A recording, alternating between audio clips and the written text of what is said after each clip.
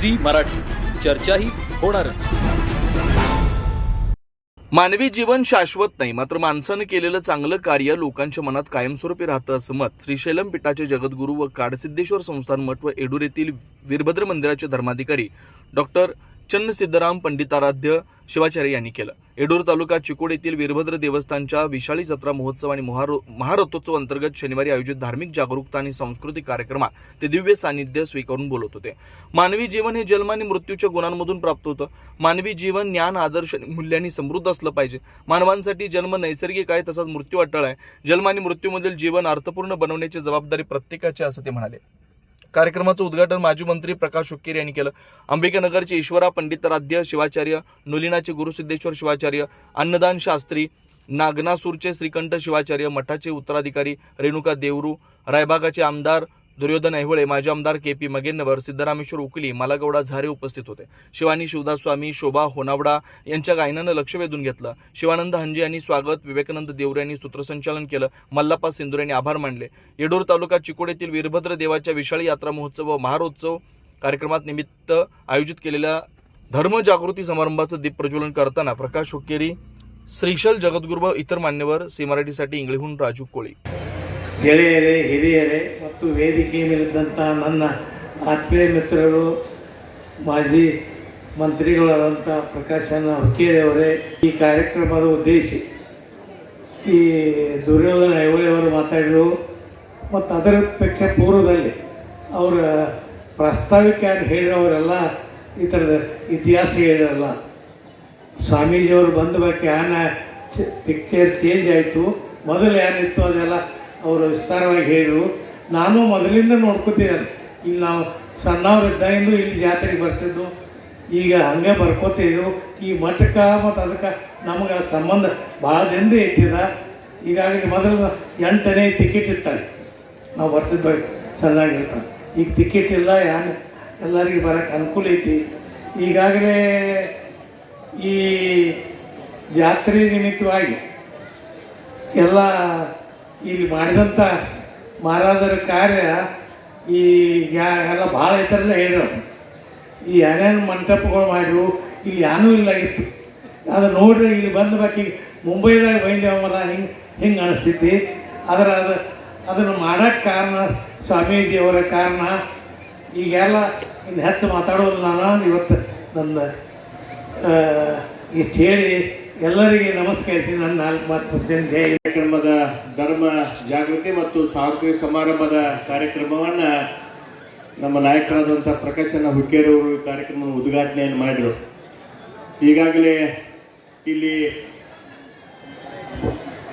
2004ರಿಂದ ಈ ಮಠಕ್ಕೆ ಏನು ಈ ಪೂಜ್ಯರು ಇಲ್ಲಿ ಬಂದರು ಅನ್ನುವಂಥದ್ದು ಬಂದ ಬಳಕ ಏನೇನಾಯಿತು ಈ ಮಠದ ಅಭಿವೃದ್ಧಿ ಅನ್ನೋದು ಈಗಾಗಲೇ ವೇದಿಕೆ ಮೇಲೆ ಎಲ್ಲ ವಿಸ್ತಾರವಾಗಿ ಎಲ್ಲ ಯೋಜನೆಗಳನ್ನ ಹೇಳಿದ್ದಾರೆ. ನಾವು ಕೂಡ ಸಣ್ಣಾಗಿದ್ದಾಗ ಇಲ್ಲಿ ಬರ್ತಿದ್ದೆವು ವಿಶಾಲ ಜಾತ್ರೆಗೆ. ಆಗಿನ ಮಠನೇ ಬೇರೆ, ಈಗಿನ ಮಠನೇ ಬೇರೆ.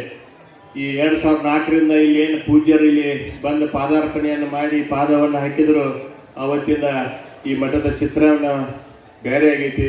ಮತ್ತು ಈ ಭಾಗದ ಶಾಸಕರಾದಂಥ ಗಣೇಶನ ಹುಕ್ಕೇರಿಯವರಾಗಲಿ, ಪ್ರಕಾಶನ ಹುಕ್ಕೇರಿಯವರಾಗಲಿ, ಅವರ ಒಂದು ಈ ಮಠಕ್ಕೆ ಸಾಕಷ್ಟು ಅನುದಾನಗಳನ್ನು ಕೊಟ್ಟ ಈ ಮಠ ಅಭಿವೃದ್ಧಿ ಆಗಲಿಕ್ಕೆ ಪೂಜ್ಯರು ಕೂಡ ಕೈಯನ್ನು ಜೋಡಿಸಿದ್ದಾರೆ. ಅವ್ರಿಗೂ ಕೂಡ ಈ ಸಂದರ್ಭದಲ್ಲಿ ಧನ್ಯವಾದಗಳನ್ನ ಹೇಳಲಿಕ್ಕೆ ಇಚ್ಛೆಪಡ್ತಾರೆ.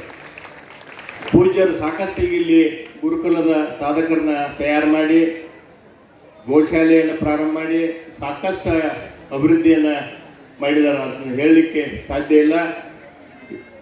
ಹೋದ ವರ್ಷವೂ ಕೂಡ ಪೂಜ್ಯರು ಇಲ್ಲಿಂದ ಪಾದಯಾತ್ರೆಯನ್ನು ಶ್ರೀಶೈಲದವರೆಗೆ ಪಾದಯಾತ್ರೆಯನ್ನು ಪ್ರಾರಂಭ ಮಾಡಿದರು. ಸಾಕಷ್ಟು ಜನ ಭಕ್ತಾದಿಗಳು ಮತ್ತು ಸಾಕಷ್ಟು ಪೂಜ್ಯರು ಕೂಡ ಕಾರ್ಯಕ್ರಮದಲ್ಲಿ ಭಾಗವಹಿಸಿದರು.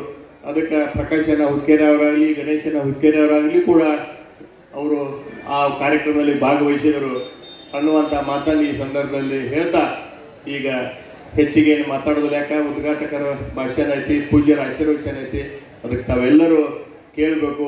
ಮತ್ತು ಸಾಂಸ್ಕೃತಿಕ ಕಾರ್ಯಕ್ರಮ ನಡೀತೈತಿ. ಅದಕ್ಕೆ ಈ ಕಾರ್ಯಕ್ರಮದಲ್ಲಿ ತಾವೆಲ್ಲರೂ ಭಕ್ತಿಯಿಂದ ಭಾಗವಹಿಸಿ ಆ ಪೂಜ್ಯರ ಒಂದು ಆಶೀರ್ವಾದ ಪಡ್ಕೊಂಡ ತಾವೆಲ್ಲರೂ ಪುನೀತರಾಗಬೇಕಂತ ಹೇಳಿ ಈ ಸಂದರ್ಭದಲ್ಲಿ ಎಲ್ಲರಿಗೂ ಕೂಡ ಪೂಜ್ಯರ ಆಶೀರ್ವಾದ ಇರಲಿ, ಆ ವೀರಭದ್ರೇಶ್ವರ ಆಶೀರ್ವಾದ ಇರಲಿ, ಭದ್ರಕಾಳಿ ಆಶೀರ್ವಾದ ಇರಲಿ ಮತ್ತು ಹೇಳಂದು ಈ ಸಂದರ್ಭದಲ್ಲಿ ಹೇಳ್ತಾ ತಮ್ಮೆಲ್ಲರಿಗೂ ಶುಭ ಆಗಲಂತೇಳಿ ಶುಭವನ್ನು ಹಾರೈಸಿ ಪೂಜ್ಯರ ಪಾದಕ್ಕೆ ಹಣಿಮಣಿದು ತಮ್ಮೆಲ್ಲರಿಗೂ ಕೂಡ ಮತ್ತೊಮ್ಮೆ ನಮಸ್ಕರಿಸಿ ನನ್ನ ಮಾತಿಗೆ ಶ್ರೀಶೈಲ ಜಗದ್ಗುರುಗಳ ಪಾದಗಳಲ್ಲಿ ವಂದಿಸಿ, ಭಕ್ತಾದಿಗಳೇ, ಅಣ್ಣ ತಮ್ಮಂದಿರೇ, ಅಕ್ಕ ತಂಗಿಯರೇ, ಮಾಧ್ಯಮದ ಎಲ್ಲ ಮಿತ್ರರೇ, ಇವತ್ತ ಪ್ರತಿ ವರ್ಷದಂತ ಕೂಡ ವಿಶಾಲಿ ಜಾತ್ರೆಯನ್ನು ನಾವು ಶ್ರೀಗಳ ಅಮೃತ ಹಸ್ತದಿಂದ ಆಚರಣೆ ಮಾಡ್ತೀವಿ. ಆದ್ರೆ ಮೊದಲು ಈ ಯಡೂರು ಗ್ರಾಮ ಹೆಂಗಿತ್ತು, ಇವತ್ತ ಶ್ರೀಗಳು ಬಂದ ನಂತರ ಯಡೂರು ಗ್ರಾಮದ ವಿರೂಪಾಕ್ಷಲಿಂಗ ದೇವಸ್ಥಾನದ ಪರಿಸ್ಥಿತಿ ಏನಾಗಿದೆ ನೀವೆಲ್ಲರೂ ಕಣ್ಣಿಂದ ನೋಡ್ತಾ ಇದ್ದೀರಿ. ಸಾಕಷ್ಟು ಸುಧಾರಣೆಗಳನ್ನು ಇವತ್ತು ಅವರು ಮಾಡಿದ್ದಾರೆ. ಅವರು ಪಾದಾರ್ಪಣೆ ಮಾಡಿದ ನಂತರ ಸಾಕಷ್ಟು ದೇವಸ್ಥಾನದ ಅಭಿವೃದ್ಧಿಯನ್ನು ಕೈಗೊಂಡು ಮಾರ್ಚ್ ತಿಂಗಳಲ್ಲಿ ಈ ಕಾಮಗಾರಿಯನ್ನು ಪೂರ್ತಿ ಮಾಡಿ, ಈಗಾಗಲೇ ನನಗೆ ಹೇಳ್ತಾ ಇದ್ರು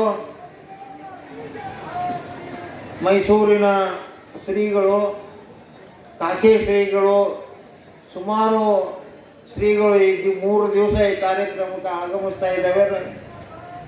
ಆದ್ದರಿಂದ ಆ ಕಾರ್ಯಕ್ರಮದಲ್ಲಿ ನಮ್ಮ ಭಾಗವಹಿಸ್ಬೇಕಂತೇಳಿ ಈಗಾಗಲೇ ನನ್ನ ಜೊತೆ ಮಾತಾಡ್ತಾ ಇದ್ದೆ.